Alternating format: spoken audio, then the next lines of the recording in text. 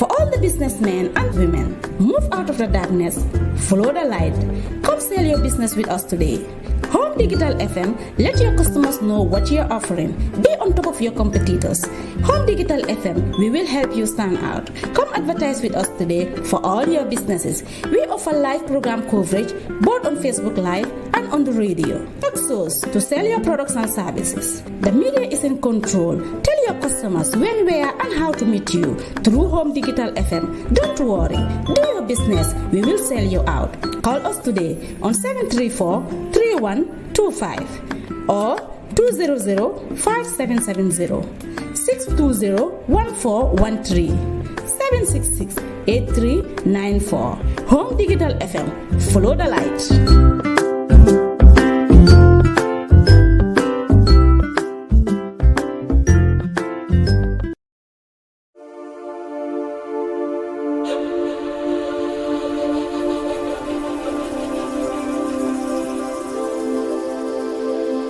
Africa This Week, a new program that features and analyzes all the top news and events that took place across the continent during the week, is coming on Home Digital FM.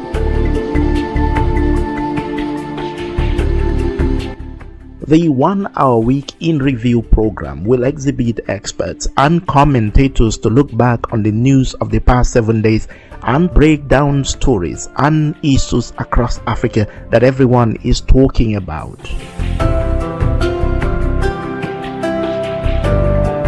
Africa This Week will feature guest of the week and engage people at the center of every key news, every story in the best interactive, entertaining and informative way possible. Africa This Week on Home Digital FM 99.9 every Saturday from 5 p.m. to 6 p.m. starting from next Saturday, October 22nd. Africa This Week with me, Bojang Jnr. See you there.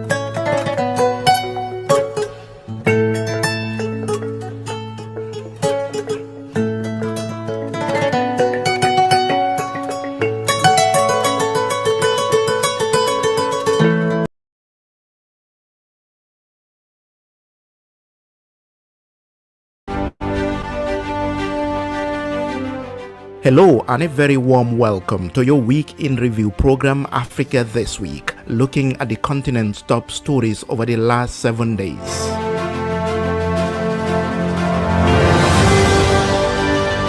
Coming up in this edition, Ghana's president sacked his Minister of State for Finance over alleged impropriety after he was implicated in a video circulated by a well-known Ghanaian investigative journalist, Anas Arameyo Anas.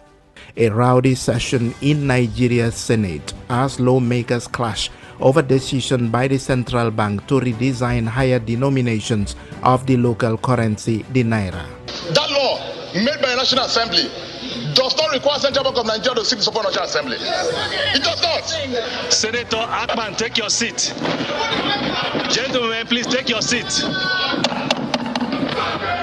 The families of 70 deceased Gambian children whose deaths are linked to Indian-made cough syrup took offense to being accused by a senior medical officer of not cooperating with investigators. I think these are all ways and means for them to be manipulating via the general public or to be giving distorted information to the general public.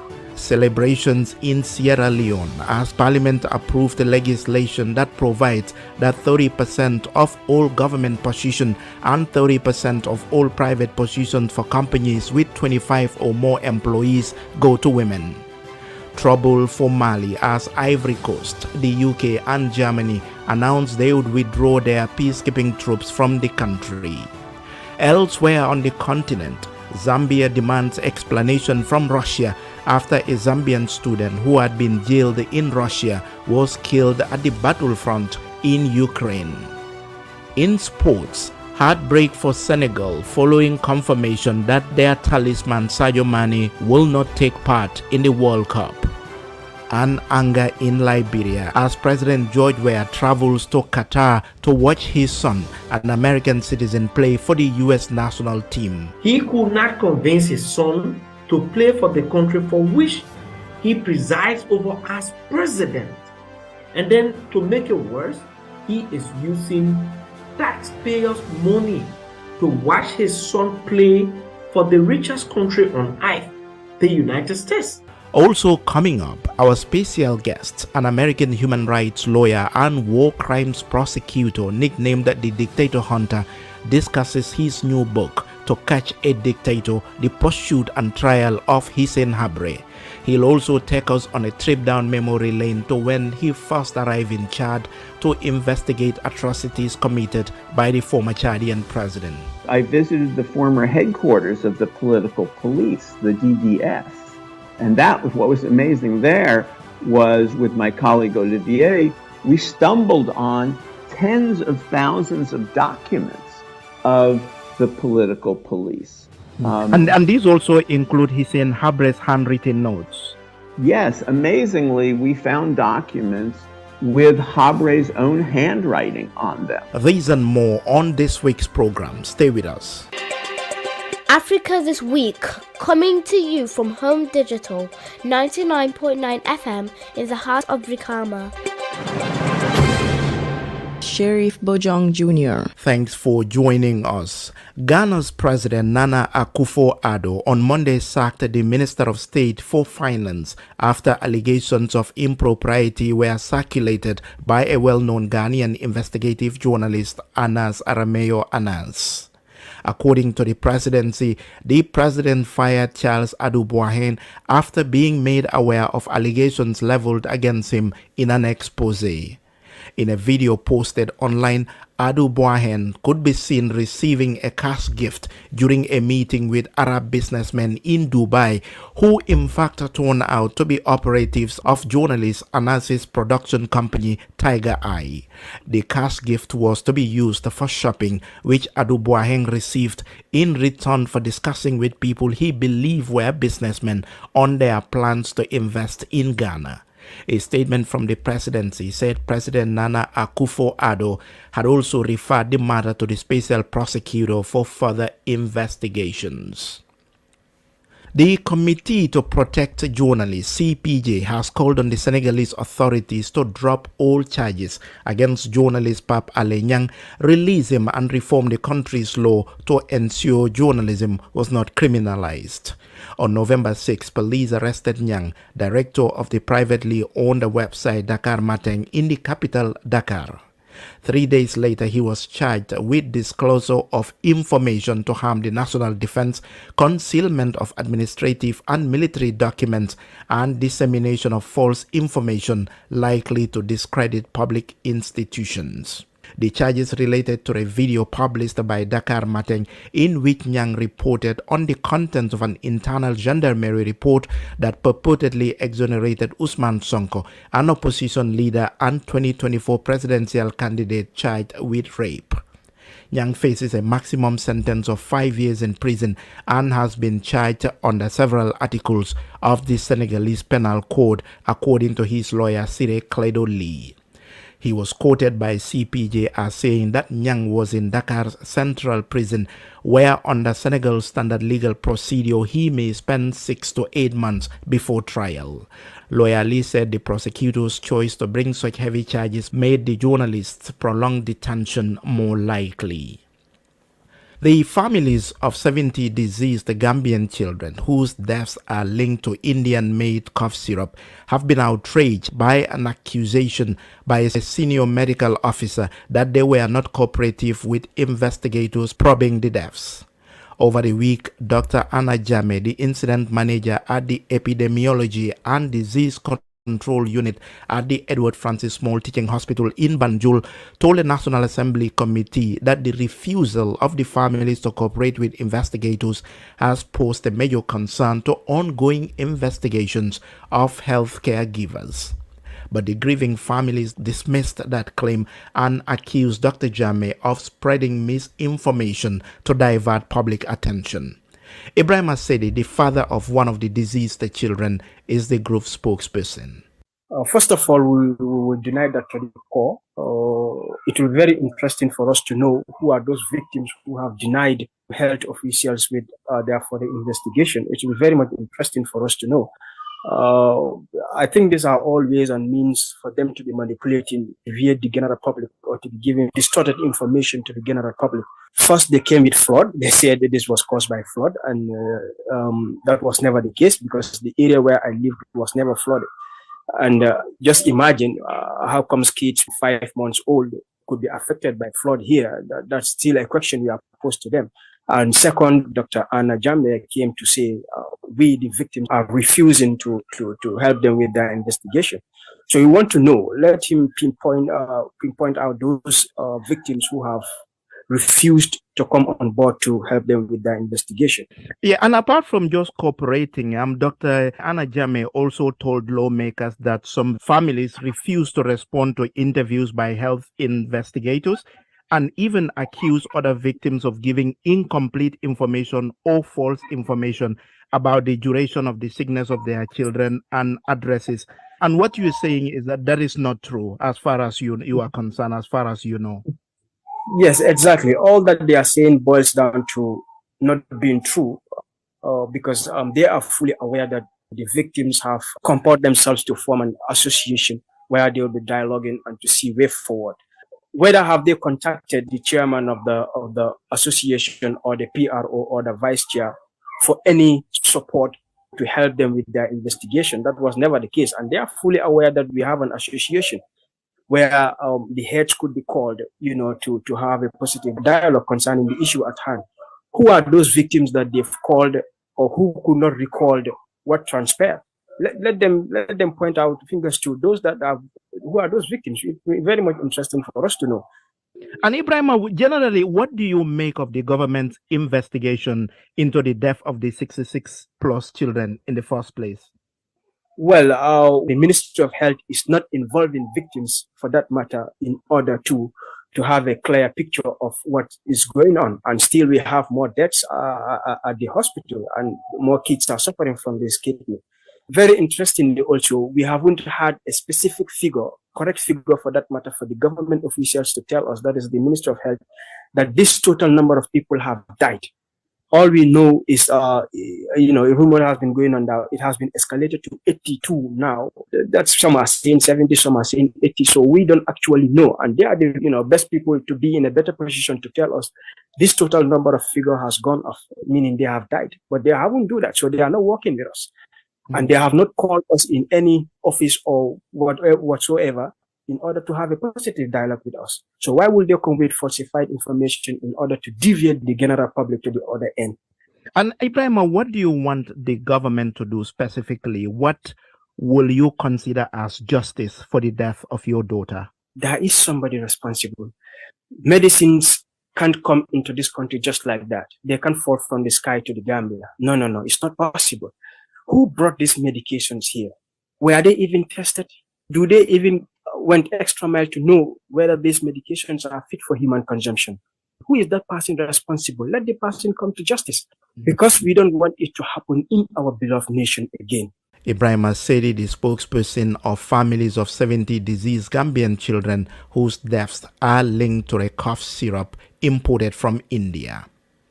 After a rowdy session Wednesday, Nigeria's Senate has resolved to provide legislative support to the Central Bank of Nigeria for the redesign of higher denominations of the local currency, the Naira.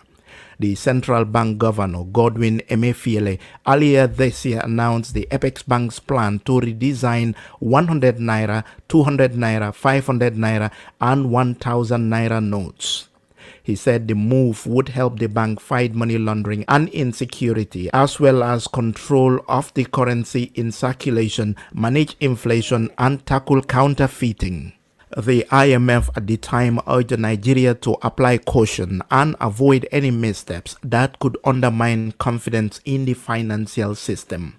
The majority of senators across party lines supported the redesign of the Naira, but some expressed concern about the deadline set by the central bank for the old notes to be deposited in commercial banks. Here is a soundbite of Wednesday's tense debate at the Senate. The redesign of the currency will help halt further depreciation of Naira as the higher denomination and the volume of banknotes outside the banking system used to attack the currency will reduce. Mr. President, I am in full support of this motion.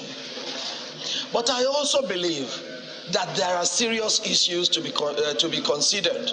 One of them is the one mentioned by the minority leader on the window open to everybody to exchange their money for the new one. 1 month and a half is extremely short for what we're about to do. In my state, we have 27 local government. After the insurgency, as it is now, we only have 5 banks in the 27 local government. And you know, if this is implemented without adequate arrangement, people will have problem moving their monies to the central banks. The insurgents, armed robbers, criminals will virtually be looking out to waylay them and take away the little they have. People are snatching away billions of Naira cash, trillions of cash all over the world in this country. So we must support the Central Bank of Nigeria. I'm not sure you are certain here that we are guided by the extant laws. That law made by the National Assembly does not require Central Bank of Nigeria to seek the support of the National Assembly. It does not. Senator Akpan, take your seat. Gentlemen, please take your seat. Take your seats. Nigerian senators debating at the Senate in Abuja about the redesign of the local currency, the Naira. In Sierra Leone, the parliament Tuesday unanimously approved the legislation that will ensure that 1 in 3 of its members and a third of all local councillors are women. The Gender Equality and Women's Empowerment Act 2022 was hailed as progressive and inclusive. Under its provisions, women will form 30% of all government positions and 30% of all private positions for companies with 25 or more employees. It also provides a 14-week maternity leave from 12 weeks. The bill will now go to the President, Julius Maada Bio, to be signed into law. Currently, only 19 of Sierra Leone's 146 members of parliament are women. Marcela Samba Sise is the director of civil society group Campaign for Good Governance. She and her organization have been at the forefront in the campaign to have this legislation. She spoke to me on the line from Freetown. I am honestly and truly overwhelmed. This is something that we've been fighting for the last 25 years. In fact, the foundation of my organization, Campaign for Good Governance, was founded on 3 principles: democracy, freedom, and gender equality. So part of our promotion of good governance was to ensure that we address gender imbalances, that participation of women in decision-making processes to enhance the development trajectory of our country is fundamental. So it's very much part and parcel of the work we do. We've been campaigning for this, and every person in my organization is very excited at this moment. And the passing of this legislation is thanks to campaigners like you, as you said, and it followed years of delays and false starts at the National Assembly. Can we now comfortably say the glass ceiling has been broken in Sierra Leone, or is it too early to think so? I think we have the glass ceiling has not been broken. It has been seriously dented. It has been seriously dented. What is very historic, because what we have done, we have removed the traditional and cultural barriers. And let me say this, the political will from the highest level in our society, the presidency, the cabinet ministers, the members of parliament, that was demonstrated to ensure that the very issues around cultural, traditional barriers are broken. The courage to take that step is a very big leap of faith in a traditional society, a patriarchal society. We celebrate that. And finally, Marcella, after the parliament, the president is set to sign the legislation into law. What happens next, especially to make sure every provision is fully implemented? The work starts now. We need to ensure proper sensitization of the women themselves. We need to ensure the institutions of the state careful monitoring for adherence. We need to ensure the policies, because part of this legislation that the Gender Equality and Women's Empowerment Law will be pushing is that maternity leave is extended from 12 weeks to 14 weeks, and mainstreaming gender requirements across all sectors, policies, and legal framework, and ensuring gender sensitive budgeting in our public service. Marcella Samba Sise is the director of Sierra Leonean civil society group Campaign for Good Governance. The authorities in Burkina Faso on Saturday launched an inquiry into the shell fire that reportedly caused dozens of deaths in the region of Djibo. According to the UN's High Commission on Human Rights, the army is accused of shell-firing a number of villages situated around 10 kilometers from the army base last Wednesday. Speaking on Saturday, the government spokesman announced an inquiry whilst blaming jihadist extremists active in the region. The degradation of the security situation in Burkina Faso has prompted 2 coups this year, the last one at the end of September. The United Kingdom has announced plans to withdraw its troops from Mali 6 months earlier than planned, despite rising Islamist activity in the region. In a statement to the House of Commons in London Monday, the Armed Forces Minister James Heappey said the 300-strong UK contingent, which was taking part in the United Nations peacekeeping mission in Mali, MINUSMA, would end its 3-year deployment in the country early. The UK's decision followed an announcement by French President Emmanuel Macron in February that his nation was shifting its forces from Mali to Niger. British troops were deployed to Gao in the east of Mali in 2020. Since 2012, Mali has been fighting a jihadist insurgency against groups aligned to Al-Qaeda or the Islamic State. More recently, the country's military leaders turned to the Kremlin-linked Wagner group of mercenaries in a bid to maintain order. The British minister said the 2 coups in 3 years in Mali have undermined international efforts to advance peace, adding that the UK was saddened by the way the government in Bamako has made it so difficult for well-meaning nations to remain there. Officials from the EU, the UK, West Africa, and UN are expected to meet Monday and Tuesday in the Ghanaian capital Accra to discuss further actions in the region amid concerns the Wagner group was targeting Burkina Faso next. Still on Mali, Ivory Coast has also decided to gradually withdraw its troops and police from a peacekeeping force in the neighboring country. This is according to a letter Reuters said it so. The news agency said Ivory Coast, in a letter to senior UN peacekeeping official dated November 11, said it would no longer replace departing personnel in the MINUSMA force.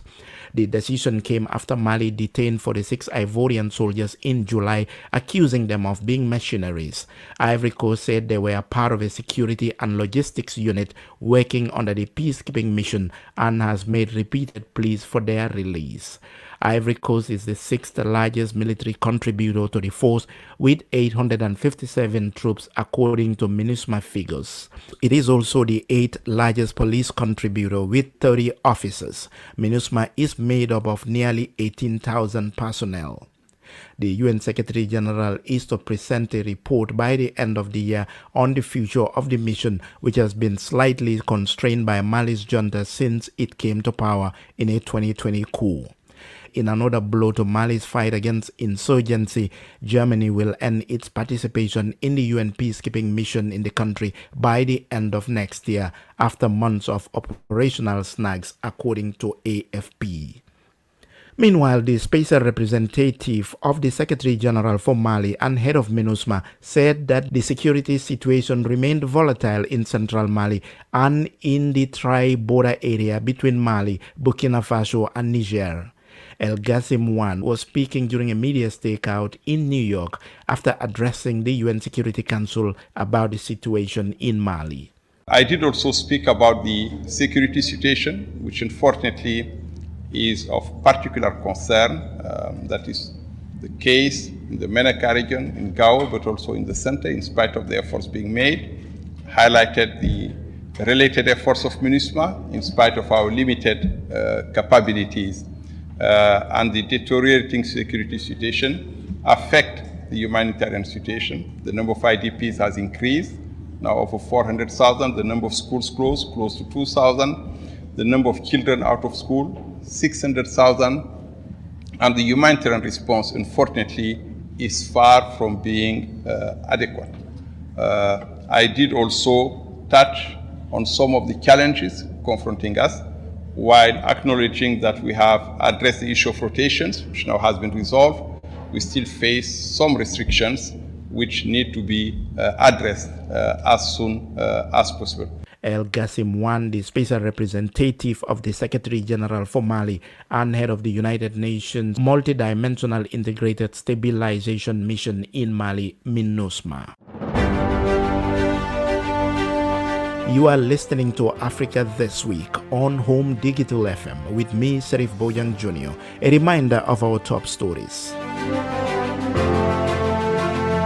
Ghana's president sacked his Minister of State for Finance over alleged impropriety after he was implicated in a video circulated by well-known Ghanaian investigative journalist Anas Arameyo Anas. The families of 70 deceased Gambian children whose deaths are linked to Indian-made cough syrup took offense to being accused by a senior medical officer of not cooperating with investigators. And celebrations in Sierra Leone as Parliament approved legislation that provides that 30% of all government positions and 30% of private positions for companies with 25 or more employees go to women. Still ahead in the program, Kenyan President Ruto urged lawmakers not to remove presidential term limits from the country's constitution, dismissing comments by a legislator that there should be no such limits on a capable leader. In sports, we'll join journalists in Ghana and Cameroon to talk about the World Cup fever and the citizens' expectations of their teams in Qatar. There is also our special guest. Stay with us. Africa This Week, coming to you from Home Digital 99.9 FM in the heart of Brikama.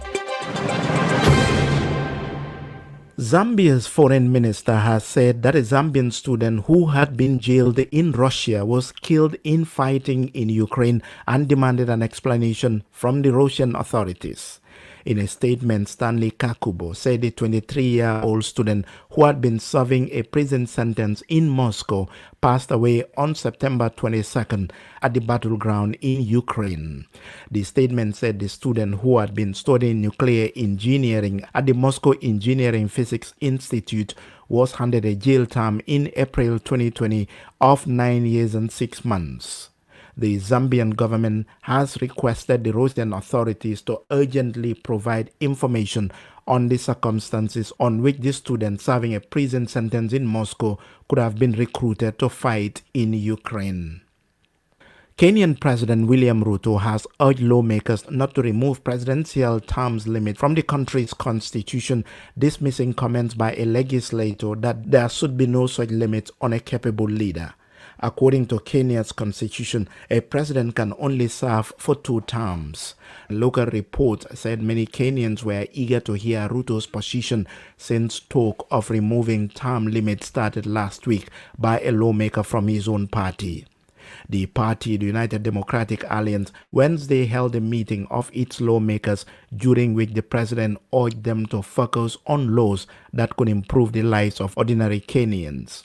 He urged them to stop pushing for selfish and self-serving legislations like changing the constitution to remove term limits, according to local media reports.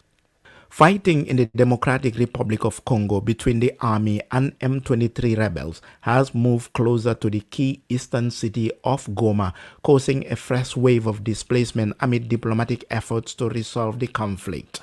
Local reports said clashes picked up again in North Kivu province last week Friday, ending about a week of relative calm since the group launched their latest offensive on October 20th. South Africa's President Cyril Ramaphosa will step aside if charged over an alleged cover-up of a robbery at his private farm, according to his spokesperson. The scandal erupted in June after South Africa's spy chief filed a complaint with the police alleging robbers broke into the president's Palapala farm in the northeast of the country and stole $4 million in cash stashed in furniture.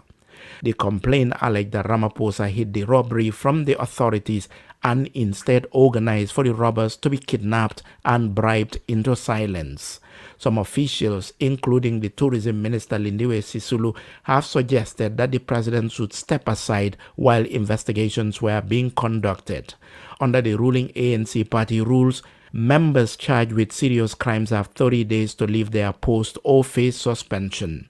In a media briefing Sunday, presidential spokesperson Vincent Makwenya said Ramaphosa would gladly step aside if he were to be charged, but stressed this was not the case. The constitutionally enshrined presumption of innocence until proven guilty remains. And so I guess the question is best posed to those who've made the call for the president to step aside as to what informs those calls. Should the president be charged, he will gladly step aside, if should it be the case. But as things stand, there are no criminal charges against the president. What you have is a series of investigations that he's fully cooperating with, and he will continue to do so until those investigations are concluded. South Africa's presidential spokesperson Vincent Makwenya. The UN Security Council Monday voted to extend the UN peacekeeping mission in the Central African Republic for another year. The French-drafted resolution maintains the robust mandate of the 17,500 peacekeeping mission, focusing on protecting civilians. It also encouraged President Faustin Archange Touadera and his government to promote lasting peace and stability through a reinvigorated political and peaceful process. Intercommunal fighting has raged in the mineral-rich Central African Republic since 2013. The government controls the capital, but much of the country is controlled by armed groups.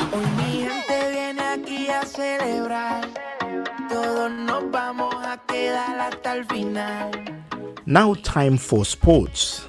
The much-anticipated World Cup kicks off Sunday in Qatar.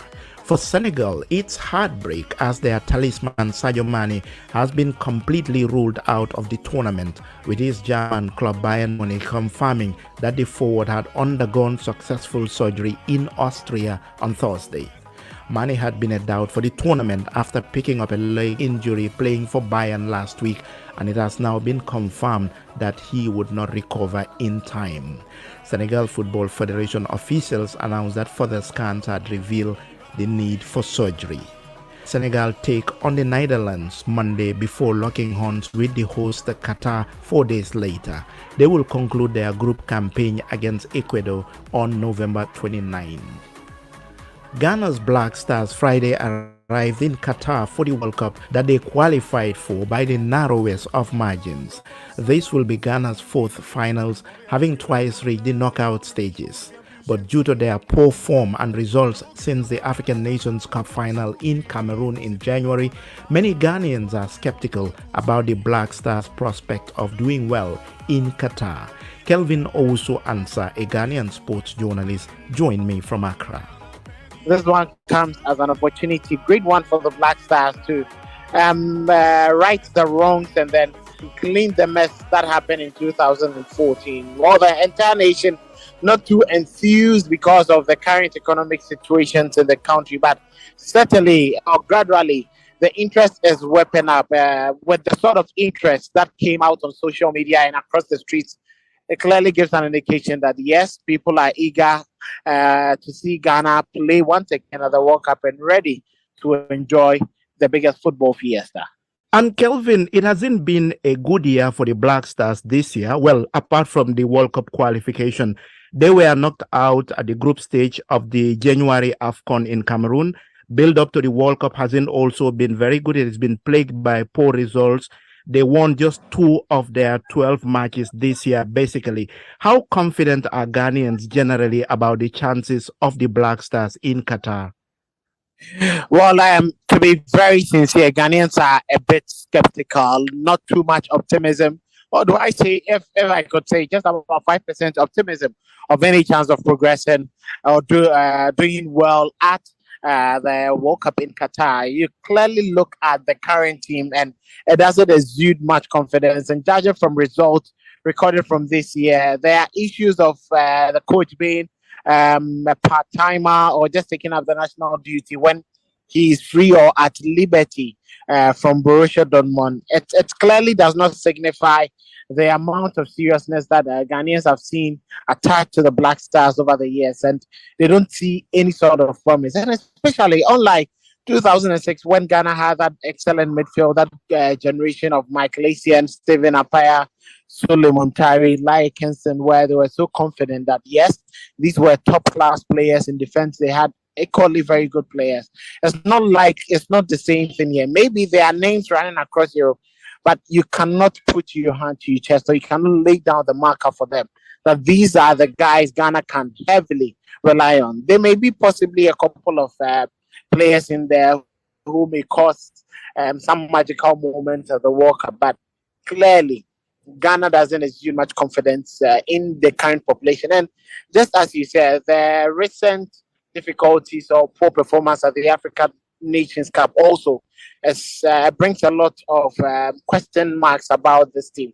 Even in the qualifiers, they are not so convincing, they are not so dominant. For Ghana to play the Central African Republic and struggle to even win the game convincingly, and they had to end in a draw on the away game, tells us that there's a lot more to do. And before I let you go, I think I should ask this question, Kelvin. Ghana are in a tough group with Portugal, Uruguay, and South Korea. Some call it the group of death. Are the Black Stars likely or expected to at least progress out of this group stage?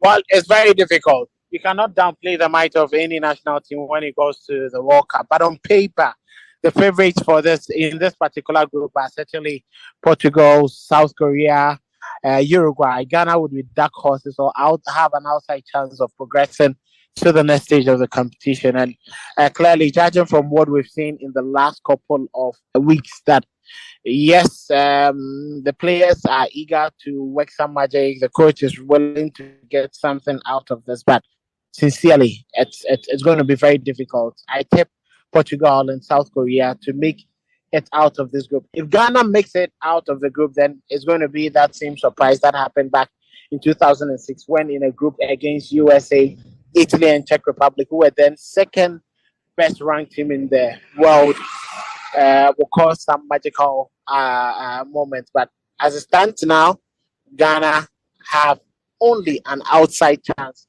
of getting past this group stage at this World Cup. Kelvin, thank you very much. You're welcome, Sherry. Ghanaian sports journalist Kelvin Owusu Ansah. From Ghana to Cameroon, where Indomitable Lions will be contesting their 8th finals in Qatar, the most for any African nation. The team's profile in the international stage have been raised recently by the election of football legend Samuel Eto'o as president of the Cameroonian Football Federation. But while the fans are excited about the World Cup, they are concerned about the not-so-high profile of the national coach Rigobert Song to get them results. Journalist Franklin Sonea Bayen joined me from Yaoundé. Cameroon is a football opium country. Football can stop a war in Cameroon. Football can stop political agitation in Cameroon because Cameroonians love football. And so the mood, this is another World Cup. Cameroon missed the last World Cup, the World Cup in 2018 in Russia. So qualifying for this World Cup is a wonderful gift to the nation. And so the fans are in excitement and in ecstasy. Whatever performance the Lions are going to stage, Cameroon just loves to be present. And Franklin, this will be Cameroon's 8th World Cup, a record number of appearances for an African nation. How hopeful are Cameroonians of Rigobert Song's team? The fans are looking up to some great results. They're looking at the ambition and the vision and the action so far by Samuel Eto'o. They are looking at hoping that Rigobert Song can perform like his lookalike Aliou Cissé of Senegal. Not because they so much question the qualification of Rigobert Song, but just because he hasn't been tested. But at least people are looking at Samuel Eto'o being not on the bench, but around the bench, because he is one football management president who spends a lot of time with the players, who goes down to the locker room at halftime, and who is seen on the pitch during training with the players. So people here say that he is a real manager of the team, and Rigobert Song is just a figurehead. Whatever that means, people are looking up, the fans are looking up to something out of this World Cup. Yeah, but also, Franklin, since his appointment as the head coach of the Indomitable Lions, Rigobert Song has been under heavy criticism from the Cameroonian fans, questioning his ability to manage the team. Why do they doubt his ability and capacity? His curriculum vitae is not wonderful. He's only been the national team coach for Chad, a non-event, nothing to write home about. He's been the main trainer for the Cameroon amateur team, the home-based players, and nothing wonderful to write home about. But Rigobert Song, being the great player that he was with the Indomitable Lions, captain of the team that produced some of the best results for Cameroon, a very determined player who can instill that Lions fighting spirit, as we call it in Cameroon, which means tenacity, performing beyond your capacity just by sheer determination. If he can instill that spirit in the players and combine that with the amount of talent that they have and skills and the experience they have in their European clubs in Europe and elsewhere, Cameroon may not fear hoping to go beyond the group stages. Rigobert Song, as I say, is not a wonderful manager, not at least on record. Many people here believe he was appointed just because Samuel Eto'o wanted to emulate Aliou Cissé of Senegal. Samuel Eto'o himself is a player that reached the summit of football. He's had all the exposure. He outperformed some of the best players in the world, and everyone knows that beyond being the president of the Football Federation, the Football Association, FECAFOOT, Samuel Eto'o is a football technician in his own right, and we know that he is very present in the dressing room. We see him during training sessions. We know that he goes down to the locker room during the halftime break. We expect that where Rigobert Song will be lacking, Samuel Eto'o will give a push, and just something great may happen out of the World Cup. Cameroonian journalist Franklin Sonea Bayen. Well, not everybody's trip to Qatar for the World Cup has been celebrated by their people. The Liberian president and football legend George Weah has angered his citizens when he announced earlier this month that he was going to Qatar for 9 days for the World Cup. In fact, he's already in Qatar and he's there to watch his son Timothy Weah play for the United States. Timothy, 22, was born in New York while George Weah was still a professional player. The winger made his debut for the US in 2018 and this will be his first World Cup. Liberians are angry at their president, first because he'd be using their tax money for his stay in Qatar for 9 days, and second, he's going to watch his son, who is not playing for Liberia but the US.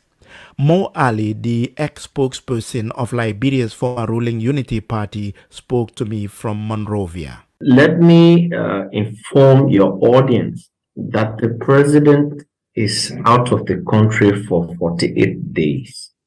It's not just for 9 days. He left the country to first attend a program, one-day program in Morocco. Then he left from Morocco. Our understanding is that he went for the COP27 in Egypt for 1 or 2 days. And then he went to France. Basically, his trip to France is to watch his son, Timothy Weah, who plays for Lyon in France. On Sunday, he was at the stadium watching his son playing from France. He's going to Qatar for 9 days. From Qatar, he goes back to France. And so overall, he is going to be out of the country for almost 2 months, not just 9 days. And that's consecutively since he made that trip to Morocco. He hasn't returned to Liberia. Absolutely not. And he's not coming back until December. 48 days since he made the trip to Morocco. A total of 48 days is what he's going to be out of the country for. I mean, I know the other trips might be official, even though they are long and they might be problematic. But let's put emphasis on the Qatar one. He is going to Qatar to watch the World Cup, and his son, Timothy, who plays for the US, who is an American citizen and is in the World Cup squad of the US, who is going to fund that trip to Qatar and he stay in Qatar for 9 days. They made us to understand that he was invited by FIFA for the opening ceremony of the World Cup. And we all know usually FIFA is supposed to be responsible for the first few days up to the opening ceremony, maybe for 2 or 3 days. But this trip is made, the president has been completely sponsored by the government of Liberia. In fact, the finance minister was on the local radio talk show and indicated very clearly that the president is receiving 2,000 United States dollars per day for this trip, and that includes the trip to Qatar. And pundits have calculated a total of 90,000+ United States dollars for the total number of days he's going to stay out for. The total trip, including those on the delegation, you know, they will all go with him to Qatar and everything. Our understanding from sources within the Ministry of Finance is that this trip is going to cost the government of Liberia 1.5 million United States dollars. So it is the government that is sponsoring the trip to watch his son play at the World Cup. And is it fair to say that by going to Qatar to watch his son play, not for Liberia, but for the United States, and the state being responsible for every finances of the president during his stay in Qatar, is it fair to say that President Weah has put the interests of his family, his son, above Liberia's interests? But the first thing is President Weah has always put the interests of his son first before that of the country. You know, this could have been any other person, and every parent who, it's a joy for every parent to watch a son play in the World Cup. But look at the trend and look at the person. This president is not only president, this is a footballing legend in the world. He is the only African to have won the FIFA World Best, the Ballon d'Or. And he donned the jersey of our country. He is our best footballer ever. his son, he had this child while he was playing for Liberia, while he was plying his professional trade in Europe in 2000. Now, it baffles everyone that his son is even playing for the United States. He could not convince his son to play for the country he donned the jersey for over 20 years. He could not convince his son to play for the country for which he presides over as president. And then to make it worse, he is using taxpayers' money to watch his son play for the richest country on earth, the United States. This is just absolutely wrong. When he took over, civil servants' salaries were slashed. And now, if you came to Liberia, civil servants are complaining they haven't got their salaries for the month of October. They haven't got salaries for any time. And we are going to the Christmas season. Liberians respect and celebrate Christmas a lot. Guess what? The finance minister announced they will pay civil servants 2 months' salary in December. So it is just unfair for the president who played for this country, for the president who is our best footballer, who should have even convinced his son to play for his country. He didn't, but will use taxpayers' money to go to Qatar to watch his son play for the United States. It's unfair, it's not fair to the Liberian people, and it is abusing our resources. What do Liberians make of this? The fact that his son is going to go to the World Cup, not for Liberia, but for the US. And it looks like President Weah is celebrating the fact that his son is going to the World Cup to play for the US. He is absolutely celebrating, and he did not want to miss any moment of this. But the reactions of Liberian is on the high. Every radio station in Liberia is discussing that. And Liberians think that this is disservice to the country that voted massively to make him president. We do not believe that our president's son should be playing for another country. So Liberians are not very enthusiastic about cheering for the US because of Timothy. If they cheer for the US, it will be because of the traditional ties that Liberia has with the United States. And not because Timothy is playing for the US. Many Liberians are not happy about that. Mo Ali, the former spokesperson of Liberia's ex-ruling Unity Party. Still on the World Cup, Gambia's Papa Bakary Gassama is one of the 8 match officials chosen from Africa to officiate games in Qatar. The continent has 6 referees, 10 assistant referees, and 2 video match officials overseeing the video assistant referee or VAR system. Following success in Brazil 2014 and Russia 2018, this will be Gassama's 3rd World Cup appearance. Other referees include Senegal's Maguette Ndiaye and Rwanda's Salima Mukansanga, one of the first women to officiate at the Men's World Cup and the first woman from her native Rwanda to officiate at the FIFA Women's World Cup. She was also the first woman to officiate at the African Nations Cup. We wish them well.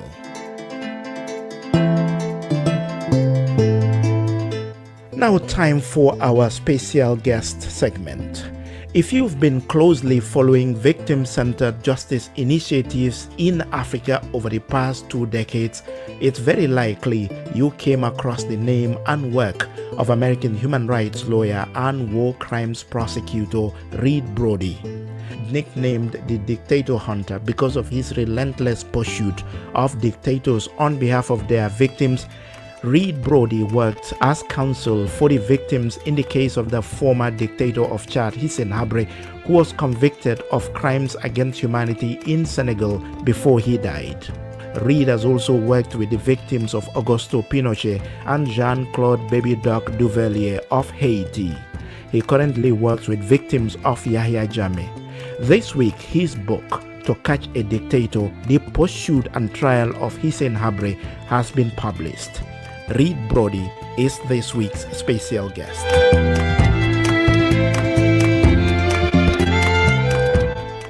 I tried to make the book a page-turner, a character-driven book. So I really focus on the exciting parts. I mean, I tried to explain how long it took and, give some of the important setbacks. The book begins with Suleiman Gengeng in prison as people are dying all around him, and he takes an oath before God that if he ever gets out, he'll fight to bring his oppressors to justice. And it ends also actually with Suleiman sitting with me watching a rerun of the verdict in our hotel room in Dakar. Habre ruled with an iron fist, of course, and the crimes he committed in Chad and the list of victims across the country were so many.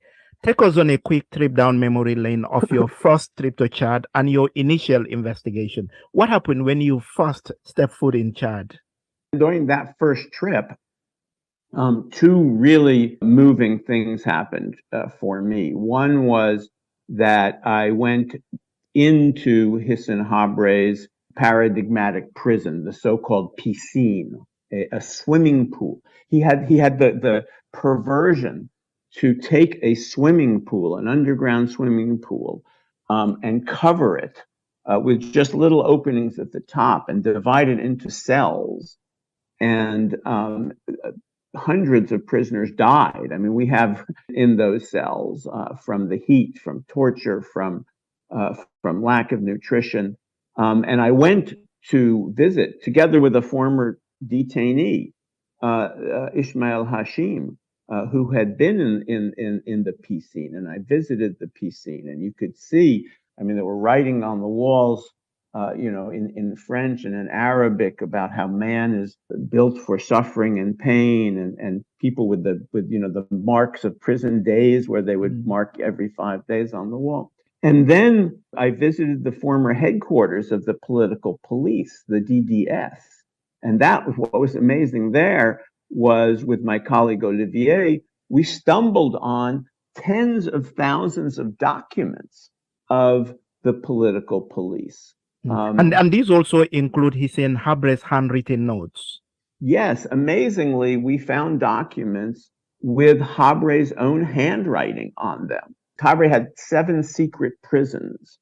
And on one of the notes, he says, no prisoner is allowed to leave the jail other than dead. In other words, nobody is to go to the hospital. We found daily lists of people who died in detention, spying reports. I mean, everything the victims were telling us. I mean, Suleiman's name was in, I mean, every victim who talked to us, we could go back and then look at the file that we had found and say, yes, this is the day he was arrested. This is the day he was transferred, et cetera. Those documents broke open, the case. I mean, we already had huge amounts of victim testimonies, but those documents really made the case very solid.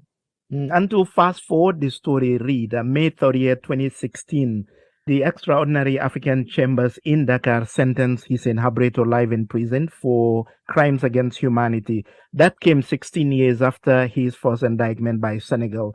I was in the courtroom that day, and I vividly recall taking photos and videos of Chadian men and women, all of them victims, hugging you and crying in your arms, among them Suleiman Gengeng and Clément Abefuta. How did that feel? It was a huge moment. It was a relief for me. I mean, it was total vindication of what we had been doing for, at that point, 17 years. And it was a relief for me because my life was hostage to that. And I was never sure. I was always afraid that something was going to go wrong, that we were going to miss something, that we had failed to do something. What happened in Chad that can happen in the Gambia as far as the pursuit of ex-President Yahya Jammeh and the quest for justice for his victims are concerned? How do you compare and contrast? Every situation obviously is different, but, Sheriff, you and I were talking in those days about already about Yahya Jammeh. And as it happened, Hissin Habre was convicted, or his conviction was upheld around the same time that Yahya Jammeh left Gambia. And people were coming to us, just the same way that the Chadians looked at what that the Chilean victims had done, and Pinochet said, we want to do that.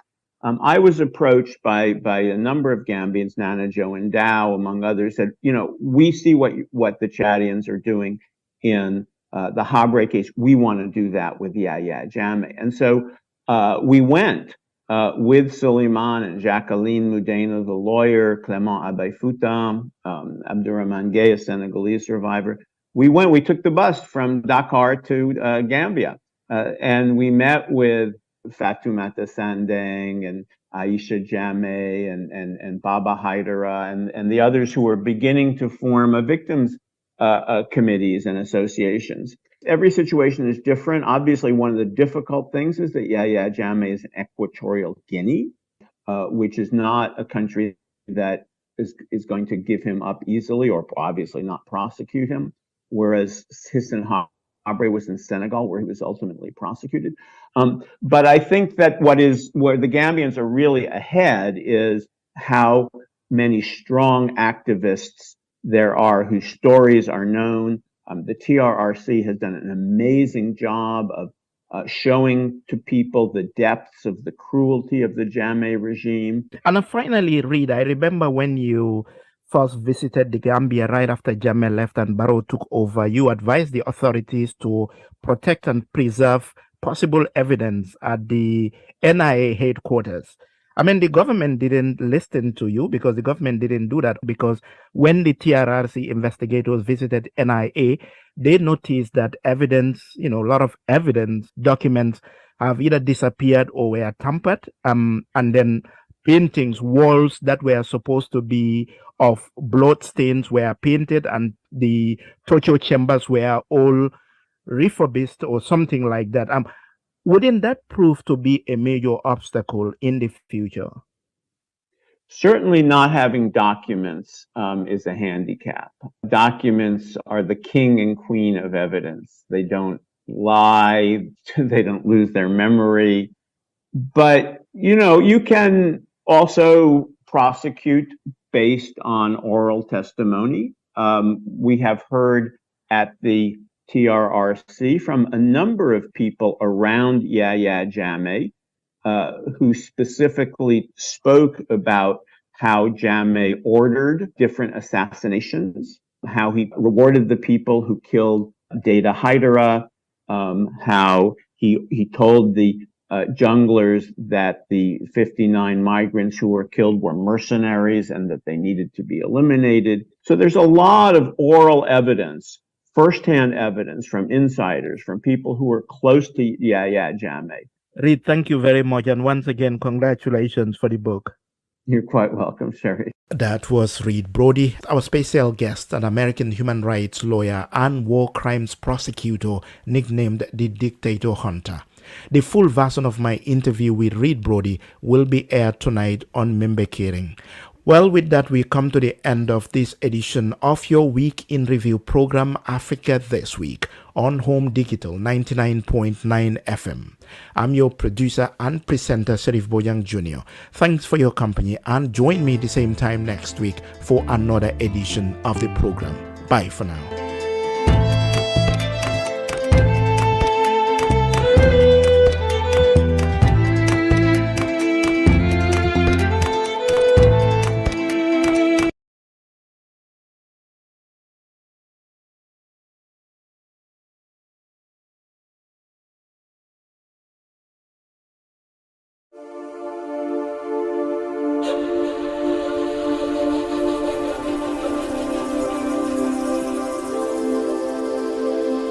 Africa This Week, a new program that features and analyzes all the top news and events that took place across the continent during the week, is coming on Home Digital FM.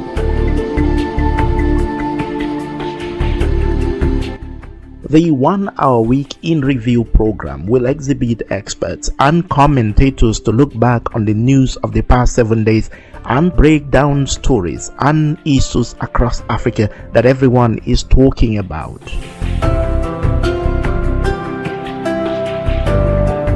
Africa This Week will feature Guest of the Week and engage people at the center of every key news, every story in the best interactive, entertaining and informative way possible. Africa This Week on Home Digital FM 99.9 every Saturday from 5 p.m. to 6 p.m. starting from next Saturday, October 22nd. Africa This Week with me, Bojang Jnr. See you there.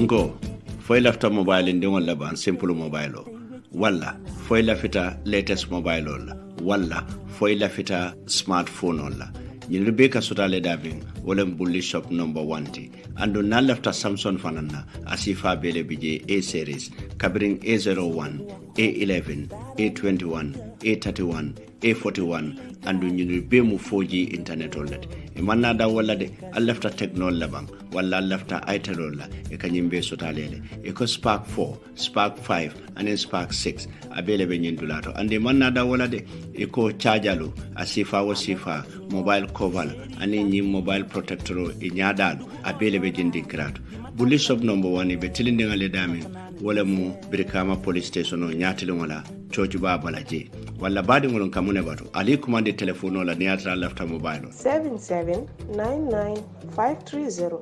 9957262 bulli shop wala nata kodande enen nyanko de ma tonya bulli shop nyoko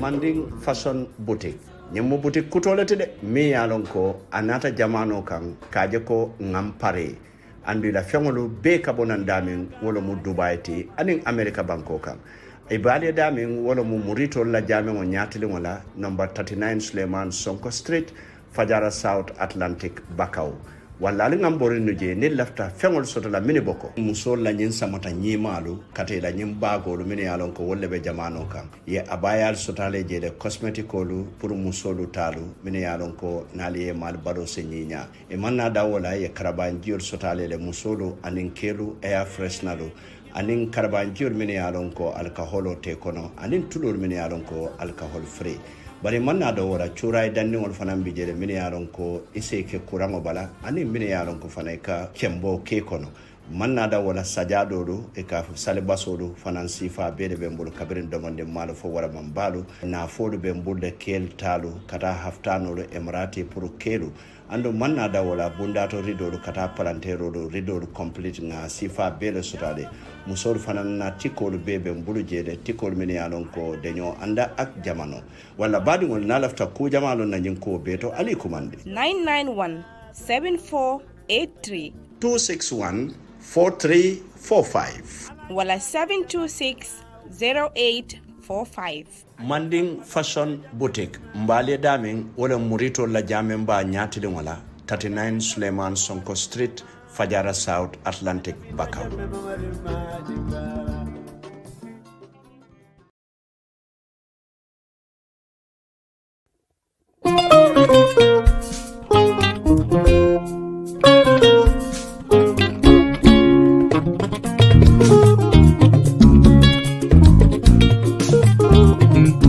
Mansarun kilinye dika masumakunda Amudu Bojang waye sankarango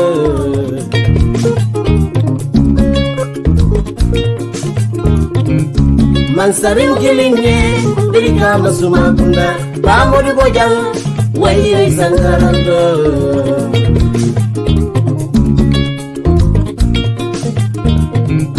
Munala kilinye dika masumakunda Amudu Bojang waye sankarango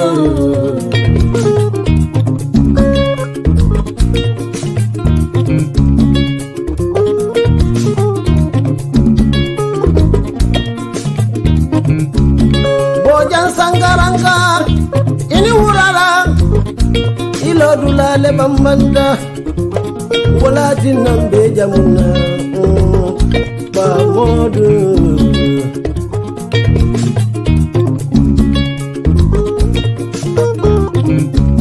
yabanku dinkende ada fale pa modu ida be hero lukono Gambia melie demokrasi murundi nanga Gambia